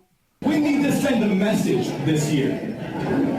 We need to send a message that if you indulge this kind of politics, you're not just going to get beaten. You're going to get beaten so bad you can never run or show your face again in public. Because we have had enough, absolutely enough, of what we are getting from Donald Trump and his fellow travelers right now. We're going to make sure you never show your face again. Never run for office again. One more time. We need to send a message this year. We need to send a message that if you indulge this kind of politics, you're not just going to get beaten. You're going to get beaten so bad you can never run or show your face again in public. Because we have had enough, absolutely enough, of what we are getting from Donald Trump and his fellow travelers right now. Oh, so we're going to engage in cancel culture, John? I would have thought that he would have never wanted to show his face in public again after wasting $30 million of Hollywood money to lose to Karen Handel. But apparently he's back and he's raising money. You know what's so interesting here? This is the interesting tell in this race for the Democrats here in Georgia. And by the way, this relates to the other situation. Gosh, I really am a one-topic show today, and I don't intend to be. But let me tie these two stories together. The Democrats in the State House, if you're just tuning in here, the Democrats in the State House are working with the Speaker of the House, who is purportedly a Republican. They want to change the rules of the 2020 election to create a primary for Kelly Loeffler. They think they can beat Doug Collins, and they also think that they need to rally around a single person. The Democrats don't want to have 5 Democrats versus Kelly Loeffler in November. They want to create a primary, so it's one Democrat versus Loeffler or Collins. And if they do that, there will also be one Democrat against David Perdue, because those Democrats will have a primary since it's not a special election. And right now it's Sarah Riggs-Amico, Jon Ossoff, and Teresa Tomlinson. Ted Terry, the mayor of Clarkston, Georgia, was in the race and dropped out of the race. So you got Ossoff, you got Tomlinson, you got Sarah Riggs-Amico running for the race for David Perdue. And now the Democrats are worried they're going to have 5 or 6 Democrats running against Kelly Loeffler if they can create a primary, if they can change the rules. And remember, the special election is ongoing right now. The race has already begun for the special election, and so the Democrats want to change the rules in the middle of the game, and the Speaker of the House is helping them because the Speaker of the House wants to rebuke Brian Kemp. He wants to divide conservatives. He wants to split the conservative base in Georgia because he knows that makes him more powerful if conservatives are divided. And so the Speaker of the House is helping the Democrats rewrite the rules. That's why you need to text ERIC, E-R-I-C-K, to 52886 and tell your state rep to kill the legislation that would change the rules. But the Democrats have a problem in the Perdue race. They don't want Jon Ossoff. And Ossoff is raising money hand over fist. See, Ossoff, he's a telegenic guy the Hollywood establishment loves. He was in the filmmaking documentary business. He's got connections. He worked for John Lewis. He worked for Hank Johnson. They want a fresh young face. The Democrats are all a bunch of geriatrics. They would like a fresh young face. He's from Metro Atlanta. There's a problem, though. In Georgia, Jon Ossoff is not thought of very highly. The reason Ossoff isn't thought of very highly, a couple reasons. One, he literally did spend $30 million and lost a special election. And that was $30 million that could have gone to other races. But it's more than that. Jon Ossoff lost the race and fled the scene of the crime, so to speak. Jon Ossoff left the state. He did not stay involved in Georgia politics. He did not continue to build out a base. He did not work to grow the political establishment for the Democrats. He did not work to grow the bench in the state. He left the state, washed his hands of it, went away, never to be seen again. Until he decided he wanted to run for the Senate, and then he comes back. He stays under the radar. He doesn't help Stacey Abrams. He's not on the campaign trail aggressively for Stacey Abrams. He's not out there raising money for Stacey Abrams. He's not giving a lot of money from his war chest. He had money left over. He spent $30 million and had money left over. And did he give it to the state Democratic Party of Georgia? No, he did not. He's all about it for himself. Selfish candidate. and that burned bridges with Democrats in the state.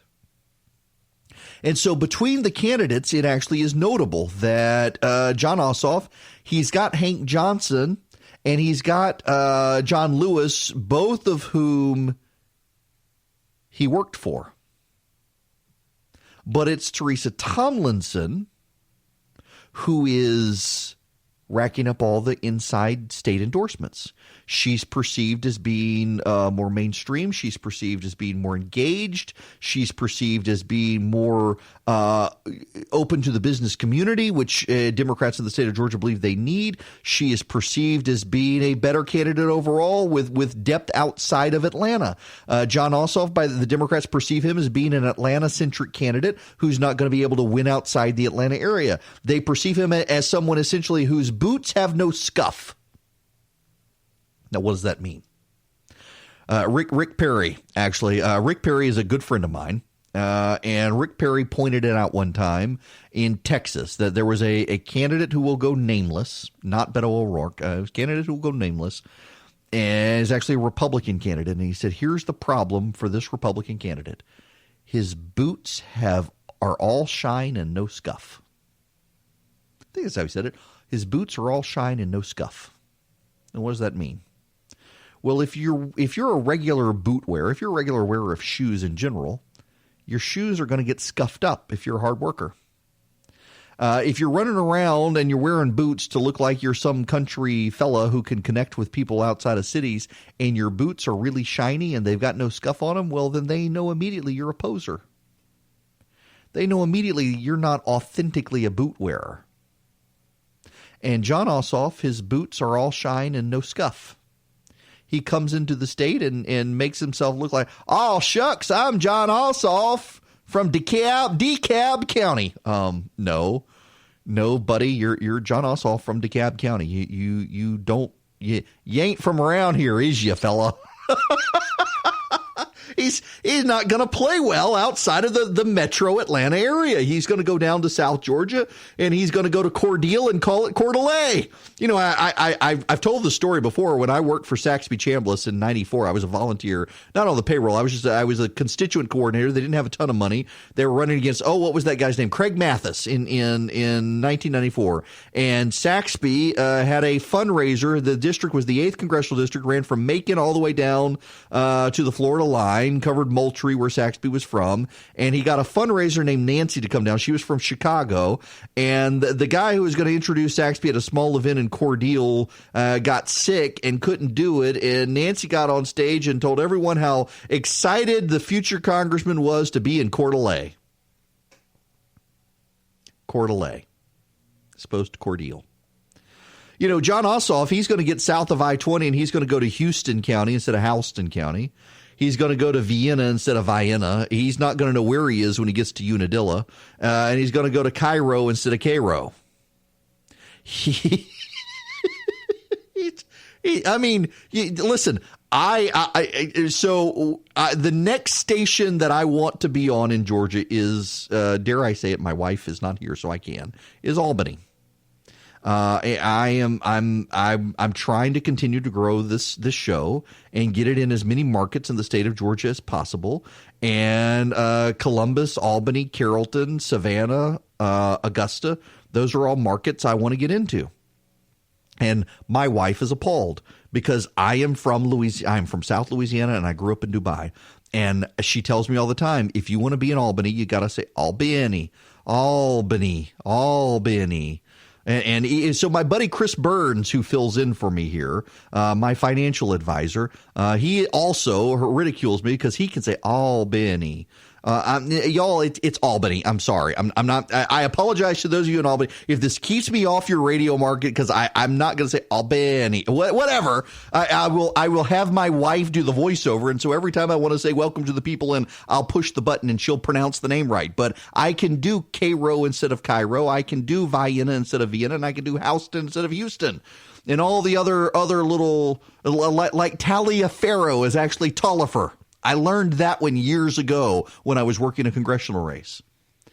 Now, of course, you come with me to Louisiana and you will encounter the Atchafalaya Basin. and capitulus, and you will encounter all of these great words that you can't pronounce unless you're from South Louisiana.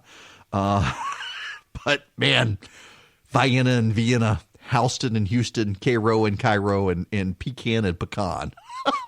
You know, I asked Brian Kemp one time, what's the difference between pecan and pecan? And it's about $15 a pound. That was his answer. But still, Jon Ossoff is going to have these problems. It is fine for Jon Ossoff in the metro Atlanta area among a bunch of Democrats to say, we are going to shut these Republicans down and they're never going to be able to win again. Again, here, Jon Ossoff, in his own words, this is on video. I just put it on social media. You can go to my Twitter feed at EW Erickson, see it for yourself. This is Jon Ossoff, the would-be Senate candidate. We need to send a message this year. We need to send a message that if you indulge this kind of politics, you're not just going to get beaten. You're going to get beaten so bad you can never run or show your face again in public. Because we have had enough, absolutely enough, of what we are getting from Donald Trump and his fellow travelers. You're going to get beat so badly you can never show your face again. How's that going to play in Houston County or Bibb County or Thomas County or Macon County or Lowndes County? How's that going to play in Douglas County or Carroll County? How's it going to play in Coweta County? How's it going to play in Habersham or Floyd? It may play well in downtown Atlanta. It may play well in Decatur. It may play well in Athens. But is that rhetoric really going to play well outside of the metro Atlanta or the academic core of Athens? I don't think it is. You know, the rule of the game here, the strategy here is to win the general election, not to win the primary. And you never want to say or do anything to win a primary that costs you the general election. And Jon Ossoff, with that video, if he's the Democratic nominee, you can be sure that David Perdue and the Republicans are going to have that everywhere, that Jon Ossoff wants to make sure you can never show your face in public again. And do you really think he's going to win that message outside of the metro Atlanta core? Even in the suburbs, they're not going to like that message. Reminder right now, if you want to participate in the action alert, tell your state representative to not work with the Democrats to change the rules of the election now that the special election has begun. You need to text ERIC, E-R-I-C-K, to 52886. Text ERIC to 52886, and you can get into the Action Center right now. I will tell you, if you are listening down in Quitman, Valdosta, Adel, that's another one. The Adel area. Speaking of pronunciations here, as opposed to I had somebody refer to it to me as Adele. Heard you were on the radio in Adel. I was like, you mean Adel? Adel Outfitters. I need to go down there. What a heck of a place. I love that place. If you've never been to Adel Outfitters, drive down the interstate down there. It is worth it.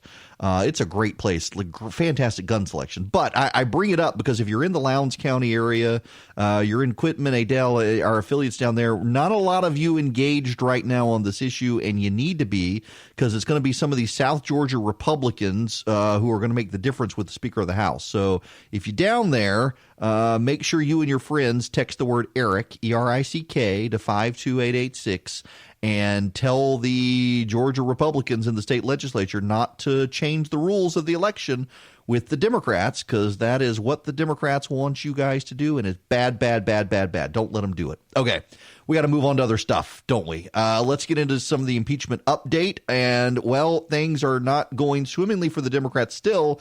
There is some movement to bring in witnesses, but I have to tell you, I'm not sure it's going to happen. Here's Phil Mattingly on CNN. Yeah, Chris, at the end of Alan Dershowitz's presentation, more than a dozen Republican senators walked up to him to shake his hand, including Senate Majority Leader Mitch McConnell. You could hear say wonderful to Dershowitz. And let me explain why that's important. The Senate GOP conference right now is in a different place than they were this morning. I'm told that they were very unsettled by the Bolton revelations the New York Times broke last night. As Carl mentioned, Senate Majority Leader McConnell had not been looped in on the manuscript before it was reported by the New York Times. His office even put out a one-sentence statement tweet saying he had no advance knowledge, or a rather terse statement that I think was pointed for a reason, and here's why. I'm told behind the scenes several Republican senators made calls to the White House out of frustration, saying, look, we need to know about these things if you know about them in advance. We're on the front lines here, and we feel like we were left out of the loop. Chris, there was a closed-door lunch before the Senate gabbled into session today where several Republican members voiced their concerns about where things were headed. They were so unsettled, in fact, that one Senate Republican, Pat Toomey, raised an idea that's been pinging around the Republican conference for the last couple of weeks. Basically, if we're going to get to the point where witnesses are going to be pursued, we need to do a one-to-one exchange, one Republican witness for one Democratic witness. But here's the reality. McConnell and top Republicans still do not want witnesses and still believe they can defeat that vote that will happen after the White House presentation and senator questions. What McConnell told senators in that closed-door meeting, I'm told, was this: take a deep breath. Wait for the presentations, hear the White House out, and wait for your senator questions before you make any definitive statements on next steps. The reality is 2 Republican senators, Mitt Romney and Susan Collins, made clear today they are closer than they've ever been to voting to pursue witnesses. But Republicans can afford to lose 3. As of now, that 3rd and 4th is not quite apparent. The expectation is Lisa Murkowski's probably likely in that camp, but the 4th senator or 5th or 6th has still not been identified. That's what Senate Democrats are pushing for. That was what their hope the Bolton revelations would produce. But at this point in time, there has been no breakout of Republican senators. There haven't been. And I got to tell you that the pushback from the GOP, Senator Barrasso and others pointing out that, you know, Bolton, this revelation from the New York Times about John Bolton, it really doesn't add anything. Nothing has actually changed. They knew what John Bolton felt. And the position of a number of these Republican senators is that the Democrats could have called Bolton in the House and chose not to. And they rushed it through. And now they're using the lack of witnesses against the Senate, and that it would be bad precedent for the Senate to cave to the Democrats on this issue and embolden this in the future with future Senates where the House doesn't do a thorough impeachment job and then weaponizes their lack of thorough impeachment to go after the Senate. And they're concerned about that, and I think they should be concerned about that. It actually is a big issue that they need to take seriously here. More on this. And Bernie Sanders versus Donald Trump. Is that a reality? When we come back. Welcome back. It is Eric Erickson here. The phone number, if you want to be a part of the program, I really do take your phone calls, 877-97-ERIC. 877-973-7425. Well, Wyatt called and left a voicemail, didn't actually come on air, and said the actual difference. You know, I mentioned Governor Kemp has told me before the difference between a pecan and a pecan is $15 a pound. I have said very much what Wyatt left in voicemail. I tell my wife all the time, I'm from South Louisiana where we said pecan. We did not say pecan. In South Georgia, they say pecan. I always tell her a pecan is something you flush. Or Wyatt says it's something you'd take on a road trip so you don't have to stop to use the bathroom. Same difference. But those of you in our affiliates south of I-20, calm down. All right, 877-97-ERIC, 877-973-7425. I want to play for you this audio of Mike Bloomberg and his crowd and listen to the reaction of the Democrats who are, they're cheering on Bloomberg. Oh, wow.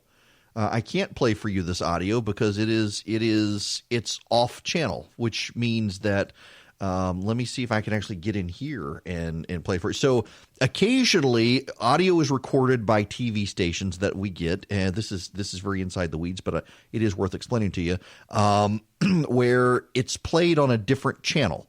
Meaning that I can see that there's an audio wave file, but when you play it, it's not played on the left channel or the right channel. It's played on a center channel that no radio broadcast booth actually has. So you got to go scramble around and find some other way to deal with it, which is a dumb thing to do. In any event, the point of this, whether we could play the audio file or not, is Mike Bloomberg and his acolytes at a rally. And they're cheering on shutting down coal plants in the United States. Yeah, okay. I may be able to play this audio for you because it is worth hearing the reaction to the crowd if we can. Nope, we're not going to be able to process this for you. Sorry. So Bloomberg and his crowd are cheering on closing coal-powered plants, and this is becoming a real concern for the Democrats in Ohio and Pennsylvania, because Ohio is leans Republican, but is a swing state. And Pennsylvania obviously is a big swing state. And they're cheering on closing down coal power plants, which will put people out of jobs.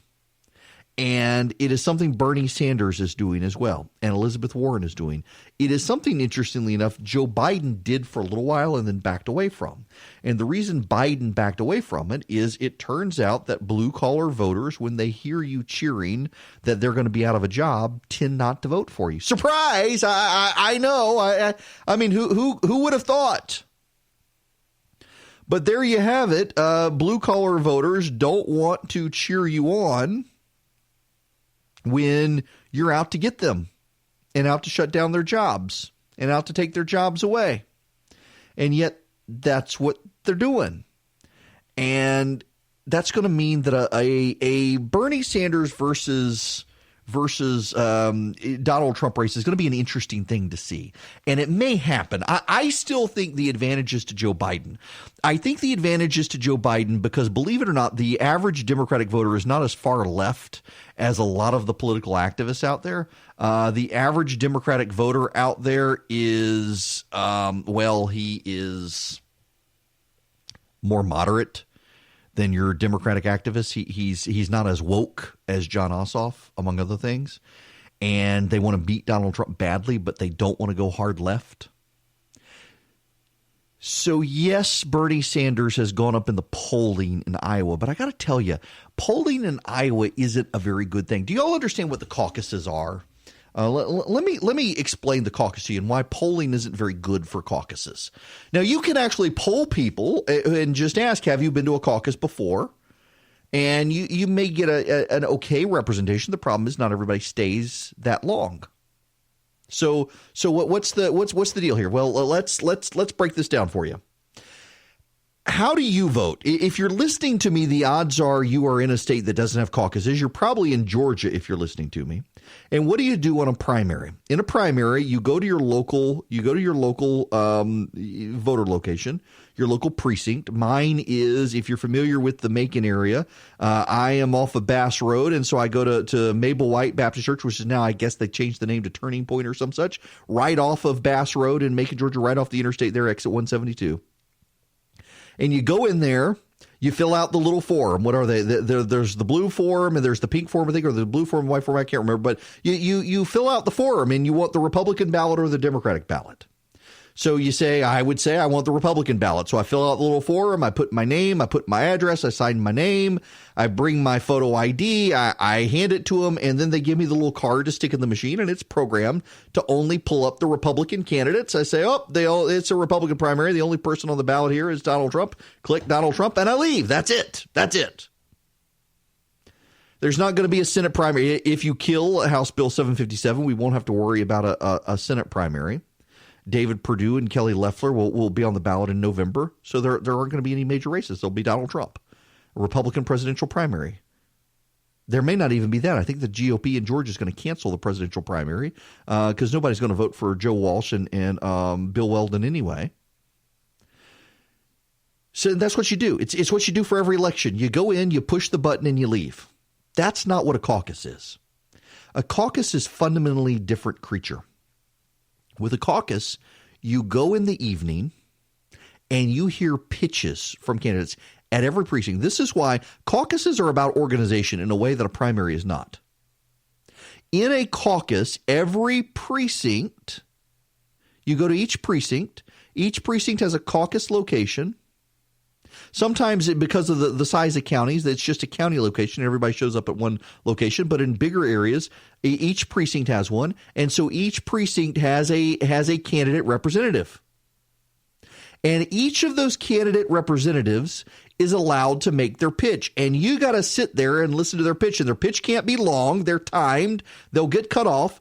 But someone gets to make a pitch for Joe Biden. I believe you should vote for Joe Biden because we need to beat Donald Trump. Polls show that Joe Biden is in the lead, and polls show that Joe Biden does best against Donald Trump. Black voters are going to join forces with us when we get to the South. Joe Biden needs to be the nominee. He's the guy best able to beat Donald Trump, and he's the guy who was Barack Obama's vice president. Vote Joe Biden. Thank you. And they sit down. And the Bernie Sanders person gets up. I believe we need a major revolution in this country, and you need to support Bernie Sanders because we don't need to go back to the Obama administration. We need to go forward to something new, and Bernie Sanders is the way forward, and he's the way to beat Donald Trump and to give this country something new that's never been done before. Socialism. Rah! And then the Bernie person sits down, and Elizabeth Warren's person gets up. We need to go with Elizabeth Warren because white people who think they're Native Americans are cool, and that's why I like Elizabeth Warren. And she sits down, and it goes on, and it goes on, and it goes on, and it goes on. And everybody gets a pitch. The pitches are focus grouped, the pitches are scripted, and each person reads from that script, and that script is very short. And then the room divides. And as the room divides, people can be persuaded to move from the Joe Biden block to the Warren block, from the Warren block to the Sanders block. Andrew Yang is gaining. You know, if I go to Andrew Yang, I can keep him in the game. I'm going to walk from Sanders over to Andrew Yang. Oh, wait. Biden really is the guy who needs to win. And he and Warren are tied in the precinct. I'm going to leave Yang and I got to go back to Biden to make sure that he gets more votes than Elizabeth Warren. And boom. Joe Biden wins the precinct. He's got one more vote than Elizabeth Warren. In each of those precincts, it's a manual count of the people. There are 20 people in Joe Biden's group. There are 19 people in Elizabeth Warren's group. There are 18 people in Bernie Sanders' group. There are 2 people in Andrew Yang's group. And then they divide them up. Proportional representation. Everybody gets a few delegates. The first person, second person, third person, everybody's divided up. You got to clear a threshold. I forget what the threshold is. But it is a long process. And here's the other thing. What day is it? It is January 28th. A week away from less than a week away, because I think it's on Monday night, the Iowa caucus. What is it? It's February 3rd is the Iowa caucus. That is going to be, it's a Monday night. The Iowa caucus, Monday night. And you're going to be there on a Monday night in Iowa, and it's going to be cold. It's going to be cold. And you're going to leave your family, you're going to leave your kids, you're going to leave your food, you're going to leave your kids' homework, you're going to leave all of that, and you're going to go hang out for multiple hours at the Iowa caucuses. You don't go in, push a button, and leave like you do in Georgia. You go hang out for hours at a caucus. And all the candidates make their pitch, and everybody jockeys for position.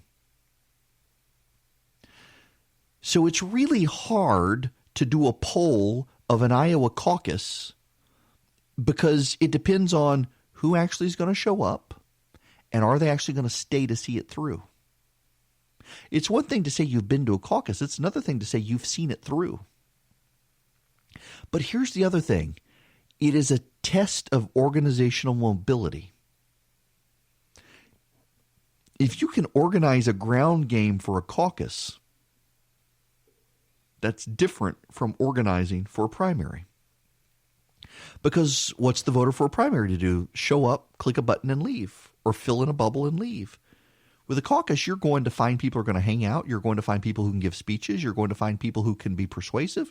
You're going to do all of this stuff. So it's a great way to organize a ground game, but it also takes a big burden. And there's another problem. The Democratic Party doesn't have a good track record of having the person who wins Iowa becoming the nominee. John Kerry, you'll recall, lost Iowa, and I believe he lost New Hampshire. Barack Obama won. Hillary Clinton, I think, lost to Bernie Sanders. And so it's difficult to organize. It's very time intensive. Major candidates don't like to devote the resources. And every year there's the hand wringing that, we need to leave Iowa. Iowa and New Hampshire don't need to be first in the nation. They're too white. They're too unrepresentative.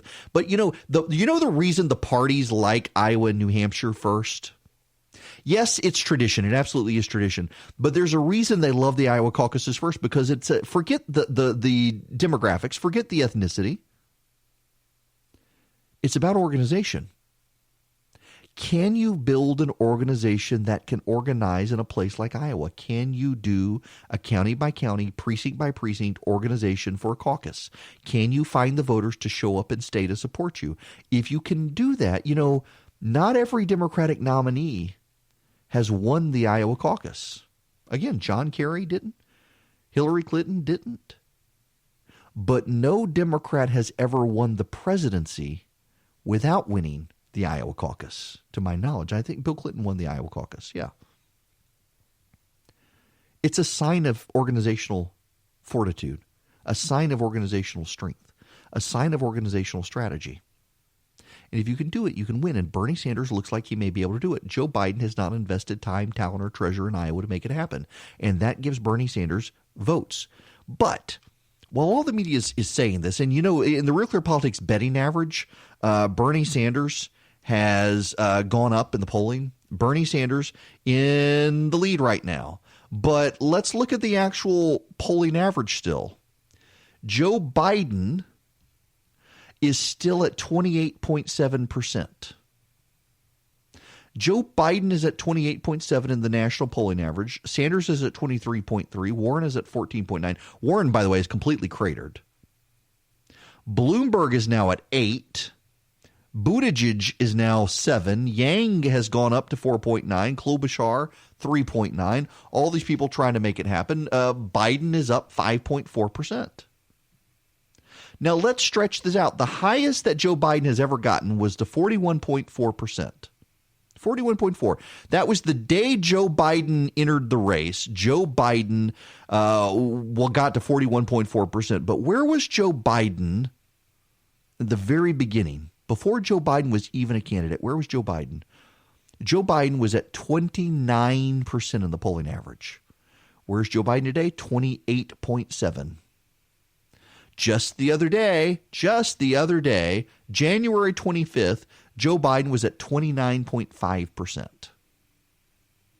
That's pretty remarkable, actually, that Joe Biden has been consistent. You know what this reminds me of? In all honesty, this reminds me of, when was it? It was the 2012 Republican primary. 2012, hang on, let's see, 2012 Republican primary polling average. Let me make this point for you in case you've forgotten. In the 2012 Republican primary polling averages, who was it? Mitt Romney was holding steady at 24%. And then who came next? Rick Perry skyrocketed above him. And then Rick Perry fell and Romney back in the lead. And then who came next? Herman Cain. Remember Herman Cain? Herman Cain got above him. And then who came next? Newt Gingrich got above him. And then who came next? Well, Romney's back in the lead. And then, Newt Gingrich back again in the lead. And then Romney. And then Romney. Rick Santorum. Rick Santorum's in the lead. And then Mitt Romney again and again and again. It is remarkable to look at the polling average from the Republican primary in 2012 and the polling average of the Democrats now in their historic measure of the ups and downs. And you know, the major difference is that Joe Biden has held steadier for longer than Mitt Romney did in 2012. With Mitt Romney's race, candidates would jump above him. First, Rick Perry did it, and then Herman Cain did it, and then Newt Gingrich did it, and then Gingrich did it again, and then Santorum did it. And even for a while, Bachmann almost surged on him. And each of those Republican candidates could get ahead of Mitt Romney in 2012. The only time that has happened to Joe Biden in this entire campaign season was once. Elizabeth Warren on one day in the polling average got ahead of him by 0.2 of a point. 0.2 of a point. On October 8th, 2019, Elizabeth Warren was ahead of Joe Biden for a single day in the polling average by 0.2 of a point. Otherwise, no one has gotten ahead of Joe Biden. It's remarkable to look at the Romney race in 2012 versus the Biden race in 2020. Essentially, all these candidates have been vying against each other to take on Joe Biden, but there have been so many of them, and none of them have wanted to get out of the way, that has given Joe Biden a tremendous advantage. You know, in the same way, go back to 2016 and look at Trump. You had all these candidates vying to be the alternative of Trump, and they spent so long vying to be the alternative of Trump, no one could actually take on Trump until it was too late. That's exactly what's happening with Biden, and that's to his advantage, but there's a problem there as well. no one's really challenged Biden in the way Trump will. They've tried and they've fallen flat. Kamala Harris tried the most and blew herself up. She didn't handle it well. She didn't engage. She didn't pursue it. And no one wants to be the sacrificial lamb. Donald Trump, he's going to throw punches at Joe Biden that these other candidates haven't thrown. I got to tell you guys, I think it would actually be a cathartic experience for the United States to have a Bernie Sanders versus Donald Trump election. Now, no. For all of you who are thinking, oh, yeah, Bernie would be easy to beat, that's what Hillary Clinton said about Donald Trump. You will recall in 2016 that the Clinton team actively tried to help Donald Trump get the Republican nomination because they were convinced he would be the easiest path forward for them. True story. I think that this is not exactly a brilliant strategy for the Democrats, but I'm not going to say Sanders can't win. Sanders could win. And there's actually plenty of data that if enough Sanders supporters voted for Donald Trump in Michigan, Pennsylvania, Wisconsin to turn those states towards him. Now, what that analysis does not include is how many Democrats would sit home and say, we can't destroy the Democratic Party like this. We can't go with a guy like Bernie Sanders because that would turn us into the Trump party. Just 4 more years of Trump and then we'll clean house. That there's a possibility there that some Democrats will go there. There are some Democrats who are deeply, deeply fearful of the idea of running Bernie Sanders against Donald Trump. And they're afraid of a Jeremy Corbyn moment. They are afraid of the Bernie bro moment. Hillary Clinton has been warning about this phenomenon, the Bernie bro phenomenon. It concerns her and a lot of the Democratic establishment greatly. There's another problem that we should acknowledge as well. Bernie Sanders isn't a Democrat. Bernie is not a Democrat. He is an independent in the Senate, and yet he's trying to use the Democratic Party as a vehicle to get the nomination, and holy cow, they're going to maybe let him do it. I still think the advantage is to Joe Biden. And there's another thing about Bernie Sanders that's problematic for the Democrats. He's been a candidate for 40 years. He's been on the ballot for 40 years. In local races in Vermont all the way up to the United States Senate. He's got a major trail, major political traffic and more. And I gotta tell you that I don't think that the Democrats have ever bothered to dive deep into his record. Hillary Clinton made a mistake in 2016 of not doing opposition research on Bernie Sanders. I assure you the Republicans will leave no stone unturned, and Donald Trump has a bully pulpit and uses it better than any other candidate. And some of the stuff that's going to come out about Bernie Sanders is going to be cray-cray. You know, they were hyper defensive of Bernie Sanders. When I was on Bill Maher's show on Friday on HBO, everybody was very hypersensitive to the idea of me calling Bernie Sanders a communist. Oh, my goodness. My Michael McFaul, he's not a communist. He's not a communist. Actually, yeah, I mean, the guy's communist. He calls himself a democratic socialist, but he's a communist. And he didn't like that, but it's true. And when some of the stuff about his ties to the Soviet Union come out, that's going to matter to people. His economic policies are going to matter to people. And it's going to be a vote for who do you think is going to wreck the country the least. And Donald Trump's going to win that fight against Sanders.